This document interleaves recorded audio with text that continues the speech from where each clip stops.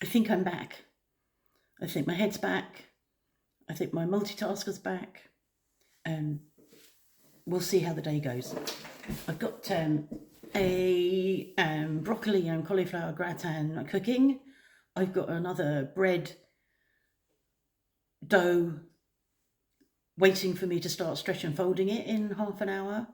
I've been watching a guy called, well, his vlog's called Foodgeek, and I watched yesterday, and he gave various tips on what you should be doing to get the best out of your bread. And there were several things that I didn't do. So the first thing was use spring water, and I've used tap water, and tap water might have chlorine in it. The second thing was, and I get impatient, I should know this, have a really active starter. My starter, I think I said in my previous vlog, I was pushing it, really, oh, come on, I want to make some bread. So I started off a new starter this morning with spring water. He said that I can't remember what he said. He didn't actually name spelt flour, but he suggested that you're not going to really get anything going with that because it doesn't feed the starter well. So I bought some bread flour at the bio shop yesterday, fed the starter with that, and that got going after about 3 hours. It was sort of quite active. The other thing I did was I decided that I would not do completely spelt. I need to give up on that, but I've got a whole bread tin full of flour tin full of spelt, so I need to use that. But I've used 2/3 of the flour I bought yesterday and 1/3 spelt in this dough mixture, and I have added the water from the quantities that I had, but I left 10 grams, because they weigh the water, 10 grams of water out, and it's come together really nicely, and I will be able to handle it, and I'm quite hopeful. I froze a loaf on the other day, half a loaf, and I got that out yesterday, which was a loaf that I made on I've said the 24th, and it was really nice. The spelt loaf I have not really enjoyed anyway, even if it has slightly risen. It's quite tangy. The loaf I got out yesterday, whilst it didn't look like a sourdough loaf, it had a reasonably open crumb, and it was really nice last night with toast. So we've got enough for tonight, and then this loaf will be ready for tomorrow. And if I've got everything sorted, the other thing that I hadn't known is that you can prove overnight in the fridge, which is probably, not sure whether I'm going to do that with this. I might not do that yet. I might do the last prove in the fridge, which is the proving in the Banneton, the basket. Was it a Banneton? Banneton. It's confusing. Our boulangerie locally is called Bannettes, so I get confused about that as well. The last prove goes in the fridge, and then when you get it out when the oven's ready to receive it, because it comes out and it's proved and it's reached its potential, but it's firm enough for you to be able to score it and cook it. If you try and cook it from room temperature, where it's maybe sitting for 2 or 3 hours, it's gonna flop, because sourdough doesn't hold its shape, it flops. So the failure from the other day came out of the fridge yesterday evening, and it came out of the basket really well, because I'd coated that with rice flour.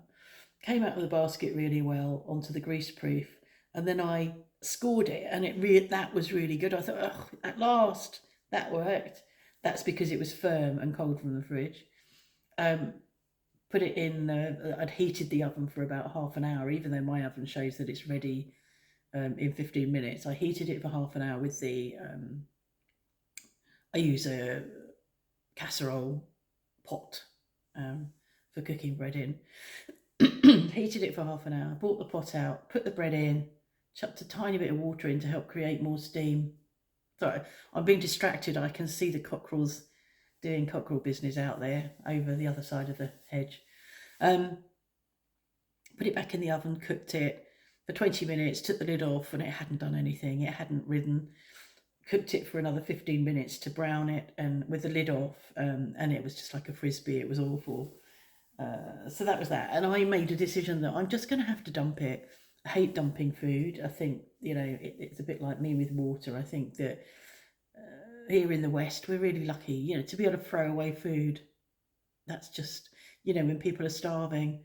But I don't live near any starving people, so I did dump it. I've dumped it outside, actually, with the chickens and the sheep. I'm hoping that the large amounts that have gone are not taken by the sheep, because I showed it to Mark. I cut it in half and opened it, and it's really tight crumb and whatever. And I said, I'm going to dump it. And he went, oh, why? And I went, because if you eat it, it's going to just sit in your stomach like a bloody lump. So anyway, it's gone. It's gone. I've got another one on the go. I was able to manipulate it already. And I'm just going to have a look and see what his other tips were. So he is, I think he might be Danish. So it's Foodgeek. And did he write his tips out? No, there's a whole list of stuff here. Starter strength, optimize starter food, inoculation, starter storage, gluten development. Oh, that was the other thing, that spelt doesn't really develop good gluten. So, and also when you are doing the stretch and fold, that's helping develop the gluten. Well, I wasn't able to stretch and fold. I struggled with stretching and folding, and you're meant to be able to, manipulate it. So that helps develop the gluten. And another thing that you're meant to do when you're stretching and folding is called a window test. So you're meant to be able to stretch the dough up and stretch it a bit, and for it to become sort of quite thin and opaque. And that is a sign that the gluten is developing. If you get holes in that window, it's a sign that you need to continue to develop the gluten. The bulk fermentation is after the folding and stretching, and that's the one that you can either put in the fridge for the first time and leave overnight, but because it's 12 here now, I will leave it to prove over during the day, and then the nighttime proofing will be in the Bannatin, whatever. There's something called retarding, which is the bit where you get it to a point, you do your shaping, you get it to a point, and then you put it in the fridge, and then you bring it out, score it, bake it, so that's what I've done. And I'm going to now make a note on my note that I've got a Post-it note with the ingredients on it. I need to change the water quantity, because I knocked 10 mils off. In fact, I might have knocked more off, because there was still a little bit left in there. I knocked 10 grams off. But I think that the guy that was doing the spelt loaf mixed everything together, but he put the water and the starter together, mixed that together, and then poured the flour in. And I did that, and I think I need to start off with less water, and not, because once you've put the water in, you can't take it out. And I think, that's a big problem. So I'd rather start with less water. It takes a while to work it all together, because it feels like, if you're used to making stuff and used to making pastry, if you were making pastry, you probably would add more water. It feels like you're not going to get it to come together, but it does come together. So that's that. Somebody said, if I miss something, can you just go out and buy sourdough? And well, yeah, I can, but I like making bread. I like cooking, and if I can get proficient at this, I'll be quite happy. We're really enjoying eating it. If we were buying it, I'd have to go out daily and buy bread, and we don't go out daily. Sort of a bit of a waste of fuel just out for a loaf of bread. In France, people are out sometimes twice a day buying baguettes, because the French bread and baguettes don't last, because they haven't got any preservative in them. So, you know, if you buy a baguette in the morning, by the time you want it, if you want it for supper, it's starting to go stale. The good thing about that is that you can, if you have a stale baguette, it won't go moldy because it doesn't go moldy. It just goes dry, and you can save it up. And if you want to feed your chickens on it or something, you can just rehydrate it. So you know, you can, people give you bags of baguettes or stale bits of bread, and you just rehydrate it if you want to feed your birds on it. I don't really want to feed my birds on all of that, but if you want to. Um, so I've got the cauliflower and broccoli gratin in the oven. I'm going to do celeriac chips with some fish. It's Sunday. It's not very Sunday lunch, but I don't often do Sunday dinner, Sunday lunch on Sundays. I do it when I feel like it. Yeah, we went to Joe's. She's still got quite a lot to do there, and she's restricted for time because she's working 5 days a week. That's a bit difficult for her. I think she's got 2 days, two weekend days next week that she can get over there, and then that's it. She's moving at the end of the following week. So, and I can't help her, and I feel that I really unhappy. I understand that I can't help her. I'm quite disappointed I can't. It's how it is at the moment, and it might be how it is for the future, I don't know, but at the moment I can't help her.